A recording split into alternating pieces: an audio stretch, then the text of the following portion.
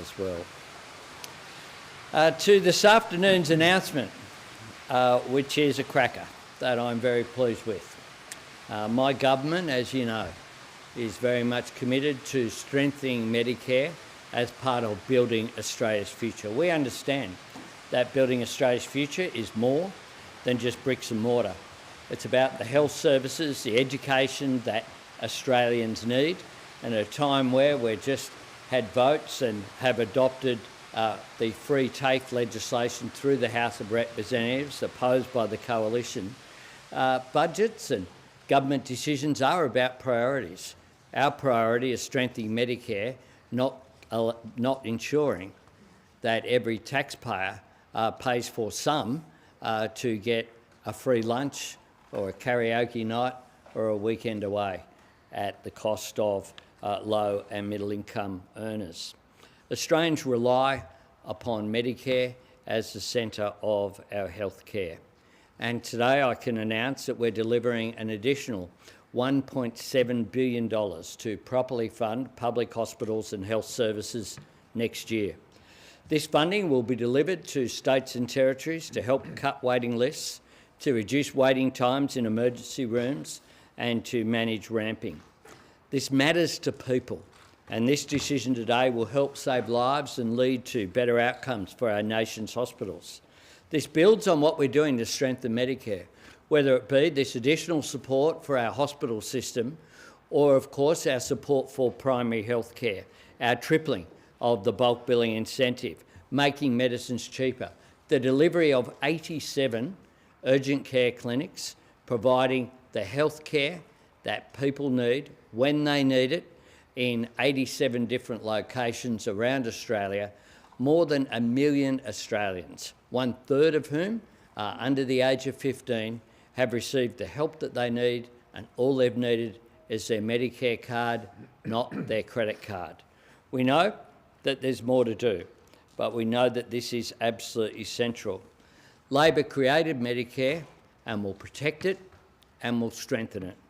Under this new agreement, the Commonwealth contribution to state-run hospitals will increase by 12% to a record almost $34 billion in 2025-2026. To give you some idea of what that means, in the Northern Territory gets the largest increase, a 30% increase, as a result of the fact that they need this investment. Right across every state and territory, this means a double-digit increase in Commonwealth funding for their public hospitals. This is absolutely central. Healthcare was the first issue that I engaged with as a very young man. It's what brought me into politics. Nothing's more important than strengthening Medicare, helping to deliver the healthcare Australians need, and I'm very proud of today's announcement. The Minister. Well, thank you, Prime Minister. This is a really landmark deal between the states, the territories and the Commonwealth. There are around 700 public hospitals in Australia that employ around 500,000 hard-working doctors, nurses, allied health professionals and support staff. And for the 41 years of Medicare, a core part of the Medicare principles has been the universal access of Australians to a high-quality public hospital system free of charge. The states operate the public hospitals, but the Commonwealth must always be a reliable partner to ensure that that core Medicare principle is always able to be enjoyed by every single Australian. We have a terrific public hospital system in Australia, staffed by some of the best trained doctors, nurses and health professionals anywhere on the planet. But it is a hospital system under very, very serious pressure.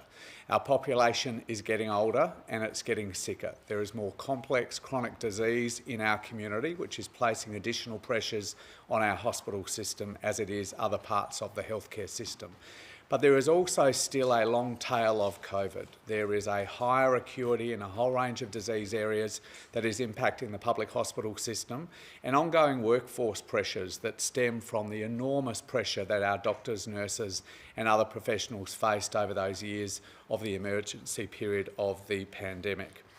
Because of increases in activity and demand for public hospitals and very big increases in the prices, largely due to wage pressure in the public hospital system, under existing arrangements, the Commonwealth share of public hospital funding is dropping, and without intervention would drop substantially below 40% of the total hospital budget of our system. The existing arrangements, just like in relation to the NDIS, simply aren't fit for purpose. And at the National Cabinet meeting the Prime Minister had with Premiers and Chief Ministers back in December 2023, our government reaffirmed the Commonwealth's role as a reliable partner to states in the delivery of this core Medicare principle: public hospital system accessible to all, completely free of charge. Now, we've already invested in that commitment through 87 Medicare urgent care clinics, as the Prime Minister said. We've distributed additional funding to states, particularly to deal with longer stay older patients. That is, older Australians who are frankly stuck in the hospital system for way beyond the clinically necessary time, a very significant pressure on the proper functioning of our hospital system. But the Prime Minister also committed to a new 5-year deal with states and territories that would ensure that the Commonwealth paid a fair share of the hospital operating budget. Now, we've not been able to conclude a 5-year deal in time, in part because the Prime Minister rightly sought to ensure that we were able to get the NDIS reforms through with states and territories as well, in part because I think the WA government has now gone into caretaker, and unlike schools funding arrangements, we are not legislatively able to do separate hospital funding agreements with separate jurisdictions. It is an all-in arrangement. So all jurisdictions have agreed over recent days to a single-year rollover agreement for 25-26, which, in addition to the usual increases that they would be expecting under existing arrangements, include this $1.7 billion top-up.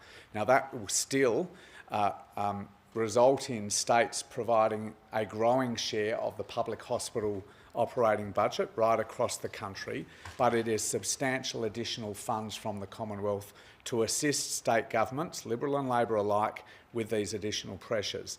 And I want to just reinforce what the Prime Minister said about the Northern Territory. For well over a decade, the Northern Territory has received a grossly inequitable level of Commonwealth funding for its hospital system. Without intervention, the Commonwealth's share of funding for the NT public hospitals would drop well below 30%, requiring the NT government to fund more than 70% of the operating costs of arguably one of the most pressured public hospital systems in the jurisdiction. Well, our government is determined to fix this historical inequity. The 30% increase in hospital funding for the NT will address something that should have been fixed at some time over the past decade. We are fixing it this year. It will make an enormous difference to a hospital system that faces some particularly unique pressures, whether it's in Alice, in Darwin, or in other parts of the system across the territory. Now, if I can just finish by saying there could not be a clearer difference between this Prime Minister's approach to ensuring the Commonwealth is a reliable partner in the operation of this core part of the Medicare system and the approach that Peter Dutton had when he was the Health Minister. Remember, instead of digging in and making sure that his government was a reliable partner, he tried to walk away from funding agreements that have been struck by Prime Minister Gillard with state and territory governments, Liberal and Labor alike, and cut $50 billion from Commonwealth funding, something that the Liberal Premier Mike Baird then described as a kick in the guts. He tried to introduce an emergency department fee for every person presenting to one of the 9 million presentations we see to our EDs every single year. Well, that's not this Prime Minister's approach. It's not this government's approach. Medicare is our highest priority, and a properly functioning public hospital system is a core part of that.